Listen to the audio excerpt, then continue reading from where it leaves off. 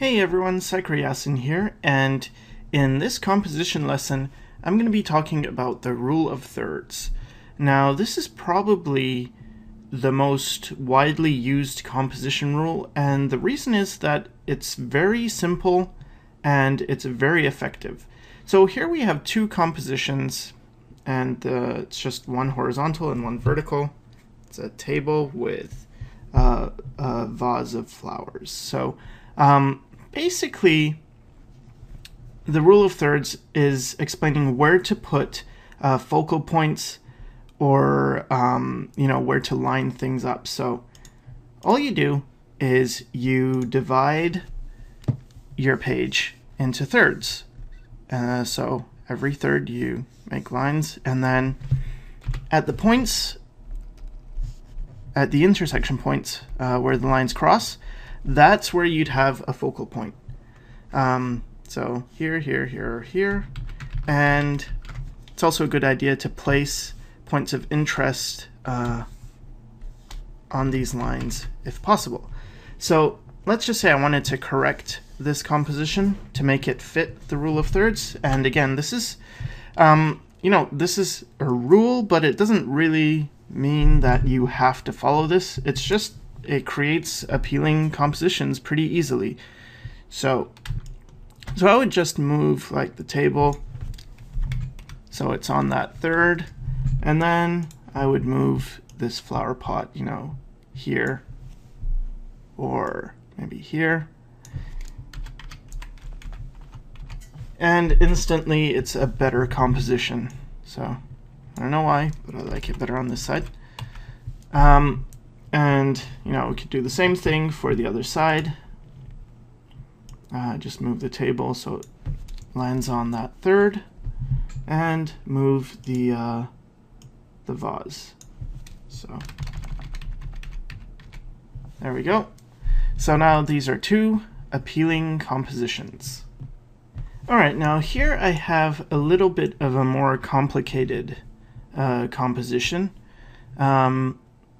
but we can still use the rule of thirds and just play around with things. So one thing I could do is I could, pretty much we all know the focal point is probably going to be this lighthouse and probably the top of it.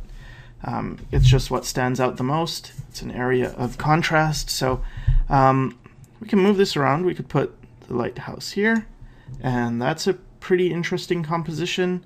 Again, I'm keeping the lighthouse on this line here. Could move it really low. That's not so great. Try putting it up here. And I can also line this ground plane to this horizontal line, and that'll give, again, an interesting composition. I could, raise it so the water is higher and actually on this line. And so that's a lot better composition than when we started. And again, could lower the water, could just move things around a lot just to see, could raise things. So still you've got a lot of interest happening on a third. So, you can experiment quite a bit. It doesn't have to be so specific. It just creates interesting compositions, just having this in mind, placement on thirds. And there's another thing, which is that, after you've used this a lot, because it's so widely used, it's a very common composition trick or tool or rule.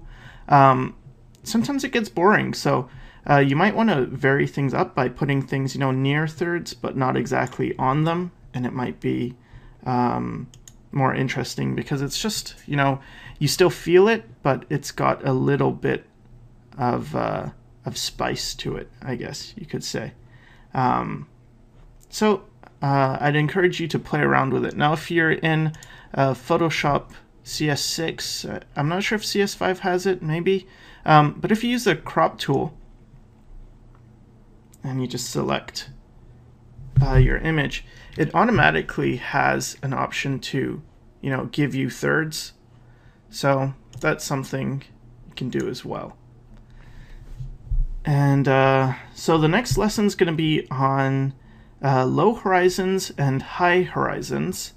And I hope you got something out of this lesson, and thanks for watching.